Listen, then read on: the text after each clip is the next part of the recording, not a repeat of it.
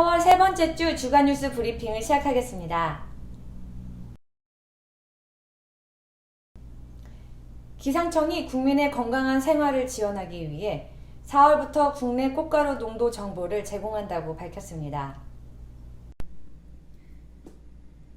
기상청이 국민의 건강한 생활을 지원하기 위해 4월부터 국내 꽃가루 농도 정보를 제공한다고 밝혔습니다.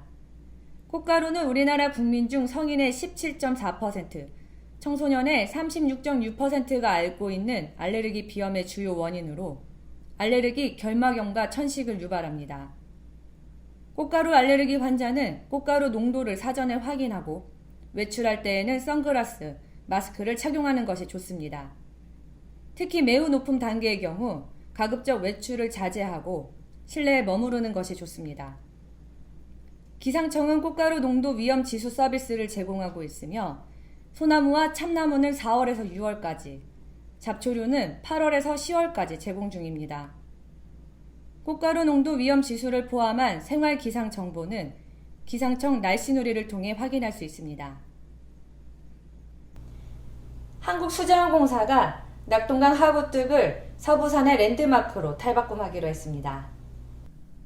한국수자원공사는 4월 16일 부산시 사하구 하구뚝 전망대에서 낙동강 하구뚝 경강 리모델링 사업 착공식을 진행했습니다.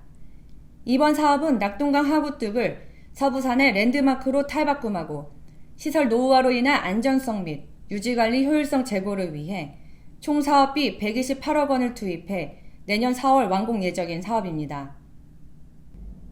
이번 리모델링은 부산에서 을숙도 방면 약 500m 구간을 새로 단장하고 철새 도래지인 을숙도 방향으로 생태 조류 관찰대를 추가로 조성합니다. 현재 고緯도의 밝은 조명으로 이루어진 야간 경광 조명을 을숙도 철새 등 인근 생태 환경과 공존하는 것은 물론 낙동강변 경관과 어울림을 고려해 개선할 방침입니다.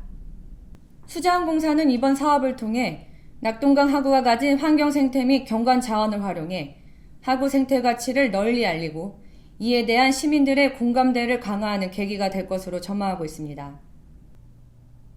환경부가 전국 정수장 사전 점검을 통해 유충을 사전에 차단하기로 했습니다. 환경부가 수돗물 유충 발생 사전 예방 및 관리를 위해 정수장 447곳에 대해 올해 3월 15일부터 4월 12일까지 위생관리 실태를 점검하고 그 결과를 발표했습니다.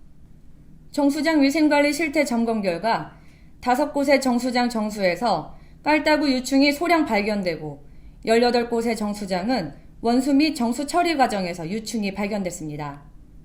환경부는 정수에서 유충이 발견된 5곳의 정수장에 대해 수계 전환을 통한 광역 상수도 전환, 정수 처리 강화, 정수지와 배수지 청소 및 유충 차단망 설치 등의 조치를 취하도록 했습니다. 한편 환경부는 정수에서 유충이 발견되지 않았지만 처리 과정에서 유충이 발견된 18곳의 정수장에 대해 유충 차단 조치 및 처리 공정별로 거름망을 설치하도록 조치했습니다. 또한 역세척 성능 저하, 공기 역세척 불가, 여제층 부실, 약품 공정 부재 등이 나타난 32곳의 정수장에 대해 기술 지원 및 개선 방안을 해당 지자체에 제시하고 내년도 정수장 위생관리 개선 사업 예산에 신규로 반영할 계획이라고 밝혔습니다. 미세먼지를 줄이기 위해 석탄 발전 가동을 감축하기로 했습니다. 미세먼지를 줄이기 위한 노력으로 석탄 발전 가동이 일부 정지되고 있습니다. 그 효과는 얼마나 있을까 알아보았습니다.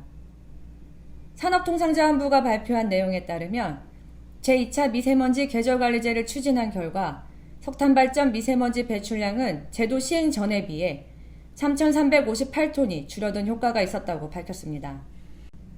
문재인 정부는 출범 이후 미세먼지와 온실가스 감축을 위해 신규 석탄발전소 허가 금지, 노후 석탄 발전 폐지, 발전소 환경설비 투자 확대, 저유황탄 사용 등을 추진하고 있습니다. 이호연 산업부 에너지혁신정책관은 제2차 계절관리제 기간 석탄발전 감축 운행에 따른 비용 약 1,200억 원과 관련하여 기후, 환경비용 공개를 통해 소비자 수용성을 제고해 나가겠다고 강조했습니다. 환경부는 댐 상류 하류를 포함하는 댐 홍수관리 소통회의를 출범하기로 했습니다.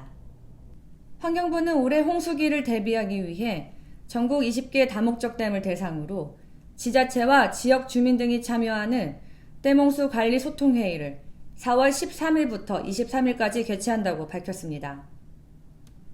댐 홍수 관리 소통회의는 댐 운영에 직접 영향을 받는 댐 상하류 지자체 및 지역 주민과 소통을 강화하고 댐 홍수 관리에 다양한 주체가 참여하는 지역 협치를 구축하기 위해 진행됩니다.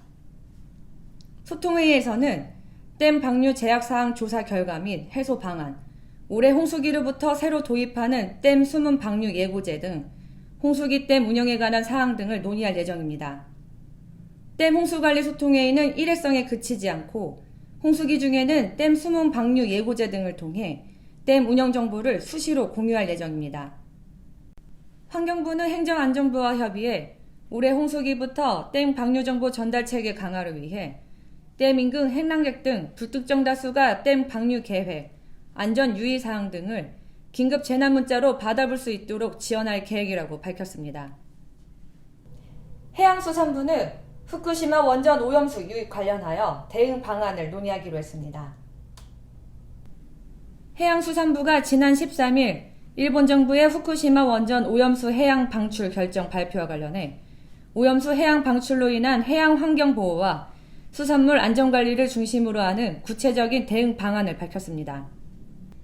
우리 국민의 건강과 안전이 최우선이라는 원칙에 따라 전국 연안 해역에 대한 방사선물질 감시망을 촘촘히해 원전 오염수 내 방사선물질의 국내 해역 유입을 면밀히 감시해 나간다는 입장을 밝혔습니다. 해수부는 항만 조사 정점 총 39개소를 조사하고 있으며 올해는 동남해 및 제주 등 주요 해역의 13개 정점에 대해 연간 조사 횟수를 4회에서 6회로 늘려 해양 방류 전후의 우리나라 바다 환경 변화를 선제적으로 조사할 예정입니다.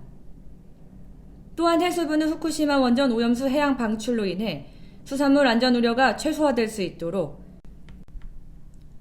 식약처, 해경청 및 지자체 등 관계기관과 협력을 한층 더 강화하고 가용자원을 총동원해 수산물 안전을 확보해 나간다는 방침도 정했습니다.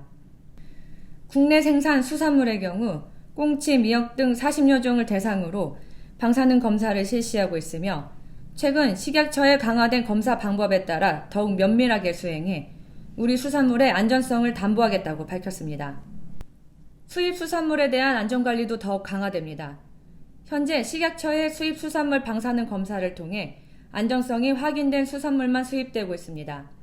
여기에 더해 일본산 등 수입 수산물에 대한 유통 이력 관리와 원산지 단속 등을 강화하여 먹거리 안전을 확보한다는 계획입니다.